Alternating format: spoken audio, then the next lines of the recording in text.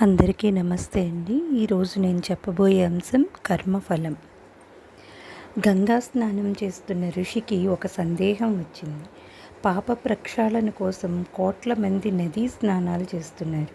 ఆ పాపమంతా ఆ తల్లికి చేరితే ఆమె బాధలకు లోను కాదా అనుకున్నాడు. వెంటనే గంగమ్మను ప్రార్థించగా స్పందించిన ఆమె, నాయనా, నీ సందేహం అర్థమైంది. నా చివరి మజిలీ సముద్రమే కాబట్టి పాపాలన్నీ ఆయనకి ఇచ్చేస్తాను అని చెప్పింది.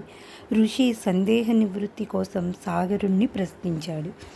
అందుకు సముద్రుడు, నా నీరంతా ఆవిరి రూపంలో మేఘాలుగా మారిపోతుంది, అదంతా మేగుడికి చేరుతుందని జవాబిచ్చాడు. ఋషి మేఘుణ్ణి ప్రశ్నించగా, నాయనా, ఆ పాపభారాన్ని నేను దగ్గరుంచుకోను, వర్ష రూపంలో మీ మీదే కురిపిస్తాను అని చెప్పాడు. కర్మ ఫలితంగా మూట కట్టుకున్న పాపమంతా వివిధ తీర్థాలలో పుణ్యస్నానాలు చేసి కడిగేసుకుంటున్నామని మనుషులు అనుకుంటున్నారు.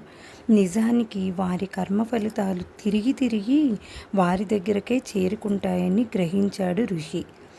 దేవుని వల్ల అతనికి అర్థమైంది. పరమశివుడు పార్వతీదేవితో ఈ తీర్థంలో స్నానం చేస్తే పుణ్యం వస్తుంది, ఆ తీర్థంలో చేస్తే మోక్షం కలుగుతుందని భ్రమిస్తూ మనుషులు తీర్థ స్నానాలకు పరుగులు తీస్తున్నారు. ఆత్మజ్ఞాన తీర్థంలో స్నానం చేయని వారికి మోక్షం ఎలా కలుగుతుంది అని స్పష్టంగా చెప్పిన ఉదంతం శివపురాణంలో ఉంది. కారణరూపమైన కర్మల నుంచి కార్యరూపమైన సుఖదుఖాలు పుడుతున్నాయి. ఫలానుభవం పూర్తి కాగానే కర్మ నశిస్తుంది. తిరిగి పాప పుణ్యకర్మలను చేయటం అవివేకం. ఇలా చక్రభ్రమణంలో ఫలం నుంచి కర్మ నుంచి ఫలం పరిభ్రమిస్తున్నాయి.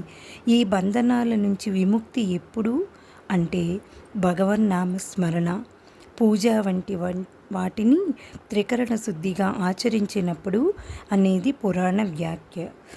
కర్మలు మానసిక, వాచిక, కాయిక అని 3 విధాలు. వీటిలో సారం అంటే పంట, వ్యర్థం అంటే పొల్లు అని 2 ఉంటాయి.